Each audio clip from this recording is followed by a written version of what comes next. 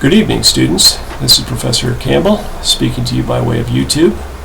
And for those of you over in Southeast Asia, I guess it's morning by now, I wanted to take just a few minutes and introduce myself, let you see my face, hear my voice, and orient you just a little bit to this journey we're on about worldviews.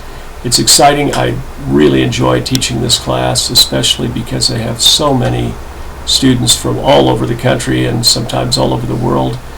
You all bring such a wealth of experience and insight. It makes the class really enjoyable. Let me just say a couple things about worldviews.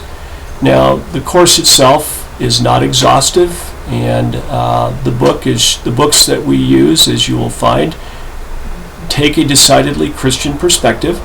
I think they do a fairly decent job of trying to be somewhat neutral, and yet, the fact of the matter is the arguments that are used are all from a Christian worldview standpoint.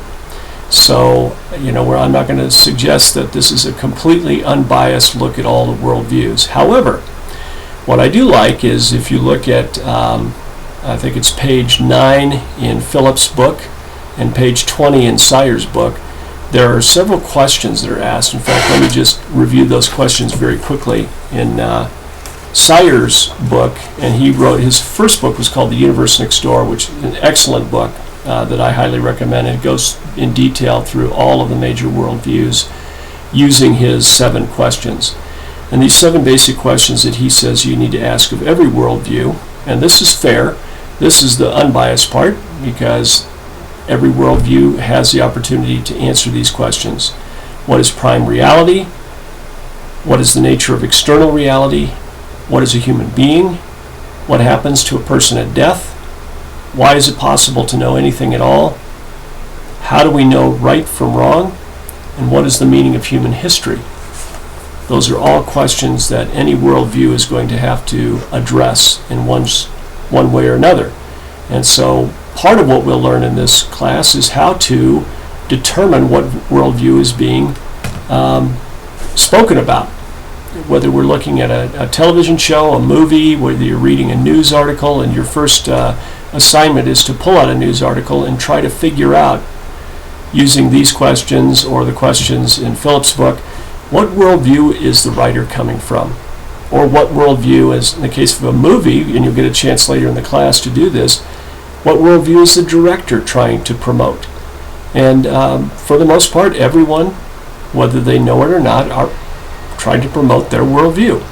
And so it's important for us, as those who are trying to get our worldview established, to know where people are coming from that we're dealing with.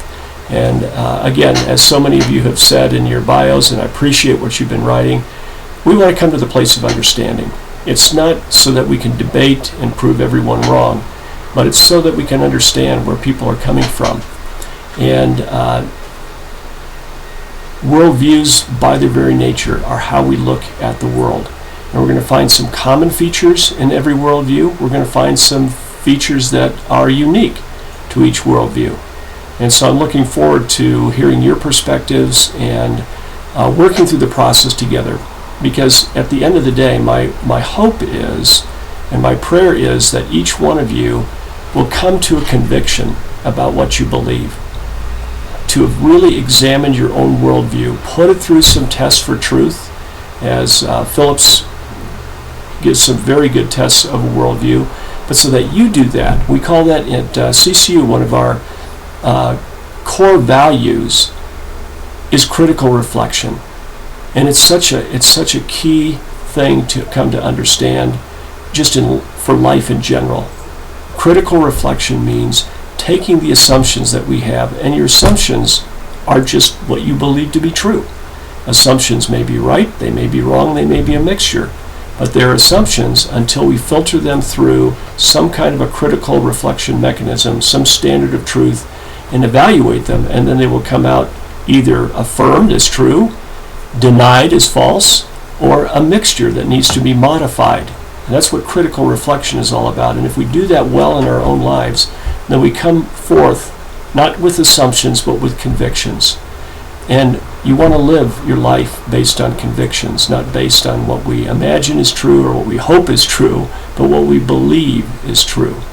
So with that in mind, I'll sign off for now, but I look forward to engaging you in discussion, and stay tuned. I'll come back again later with another YouTube. God bless you. I look forward to our time together.